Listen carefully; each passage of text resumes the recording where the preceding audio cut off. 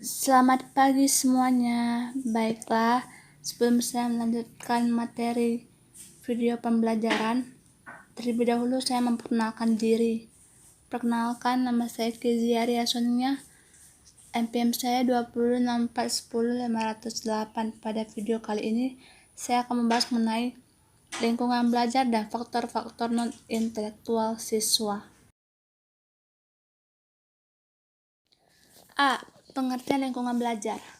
Dalam Kamus Umum Bahasa Indonesia, lingkungan diartikan sebagai bulatan yang melingkupi atau melingkari. Pengertian lainnya yaitu sekalian yang terlingkupi di suatu daerah.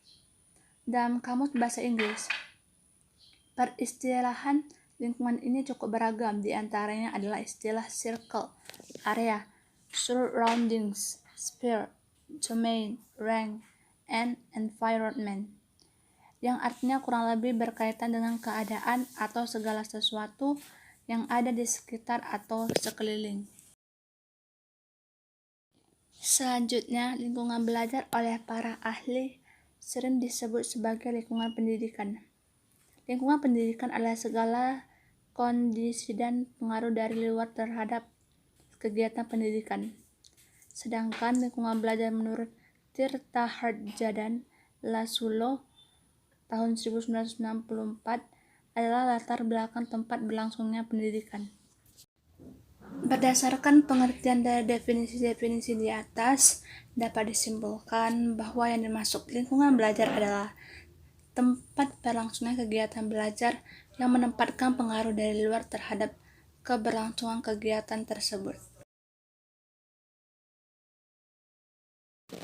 B.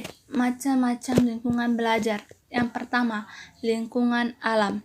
Lingkungan alam bersifat relatif menetap. Oleh karena itu, jenis lingkungan ini akan lebih mudah dikenal dan dipelajari oleh anak. Sesuai dengan kemampuannya, anak dapat mengamati perubahan-perubahan yang terjadi dan dialami dalam kehidupan sehari-hari, termasuk juga proses terjadinya. Dengan mempelajari lingkungan alam, ini diharapkan anak akan lebih memahami gejala-gejala alam yang terjadi dalam kehidupannya sehari-hari. Lebih dari itu, diharapkan juga dapat menumbuhkan kesadaran sejak awal untuk mencintai alam, dan mungkin juga anak bisa turun berpartisipasi untuk menjaga dan memelihara lingkungan alam. Selanjutnya yang kedua yaitu lingkungan sosial. Selain lingkungan alam, sebagaimana telah diuraikan di atas, jenis lingkungan lainnya yang kaya akan informasi bagi anak usia dini yaitu lingkungan sosial. Hal-hal yang bisa dipelajari oleh anak usia dini dalam kaitannya dengan pemanfaatan lingkungan sosial sebagai sumber belajar ini misalnya, yang pertama, mengenal adat istiadat dan kebiasaan penduduk setempat di mana anak tinggal, mengenal jenis-jenis mata pencarian penduduk di sekitar tempat tinggal dan sekolah. Yang kedua, mengenal organisasi sosial yang ada di masyarakat sekitar tempat tinggal dan sekolah. Yang ketiga, mengenal kehidupan beragama yang dianut oleh penduduk sekitar tempat tinggal dan sekolah.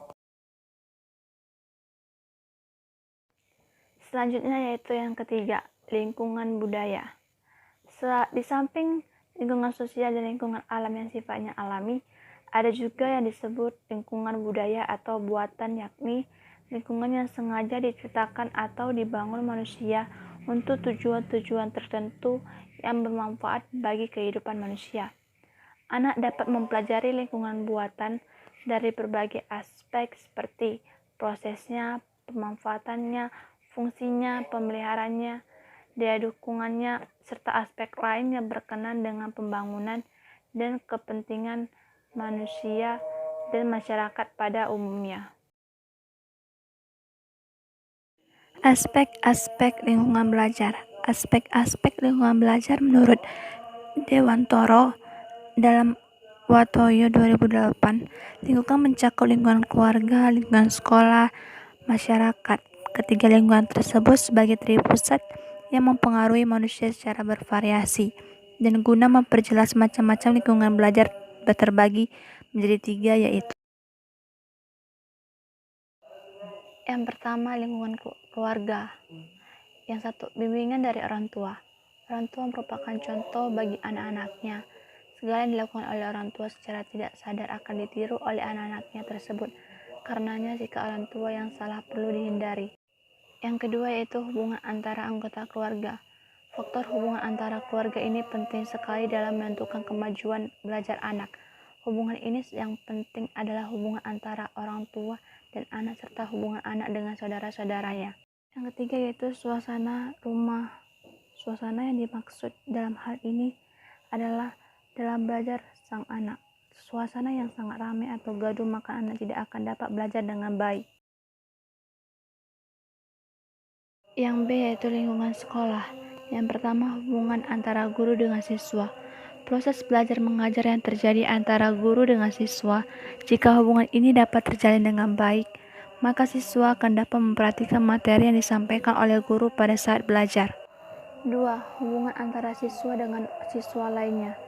Hubungan antara siswa dengan siswa lainnya sangatlah penting karena siswa yang tidak mempunyai hubungan baik dengan teman-temannya akan diasingkan oleh kelompok dalam belajar. Akibatnya akan dapat mempengaruhi nilai belajarnya. Yang ketiga yaitu kurikulum. Kurikulum merupakan sejumlah kekuatan yang diberikan kepada siswa. Kegiatan itu menyajikan pelajaran agar siswa menerima, menguasai, dan mengembangkan bahan pelajaran. Yang C yaitu lingkungan masyarakat. Yang pertama, teman bergaul. Teman bergaul sangat besar pengaruhnya dan lebih cepat masuk ke dalam jiwa si anak. Teman bergaul yang baik akan berpengaruh baik, dan maka sebaliknya, teman bergaul yang kurang baik akan memberikan dampak yang kurang baik. Yang kedua yaitu mass media. Yang termasuk dalam mass media yaitu radio, televisi, surat kabar, dan lain-lainnya. Jika mass media ini baik, akan menguntungkan bagi anak. Dan maka sebaliknya, jika mass media ini jelek, pasti akan merugikan bagi anak pula. C. Faktor-faktor non-intelektual siswa. Beberapa penelusuran yang dilakukan. Faktor non-intelektual dalam belajar itu terdiri dari sikap, motivasi, mengelola informasi, konsentrasi, percaya diri, dan kebiasaan. Faktor non-intelektual ini tentu tidak terlepas dari kerja otak. Sebelumnya, akan dikemukakan beberapa cara mengajar yang disukai oleh otak menurut Amsyah Syahid dan Andi Budiman Jaya, yaitu yang A. Untuk menciptakan pencapaian tujuan pembelajaran yang secara efektif. Yang B. Sebagai pendorong peserta didik untuk berbuat atau bertindak dalam menentukan arah perbuatan sehingga dapat menyeleksi perbuatan yang harus dilakukan. Yang C. Sebagai pengarah arah berpikir sehingga dapat mengolah informasi pembelajaran. Yang D. Sebagai pemusatan perhatian atau pemikiran pada kegiatan belajar, baik pemusatan tenaga maupun kekuatan. Yang E. Sebagai pengarah aktivitas fisik dan mental belajar peserta didik.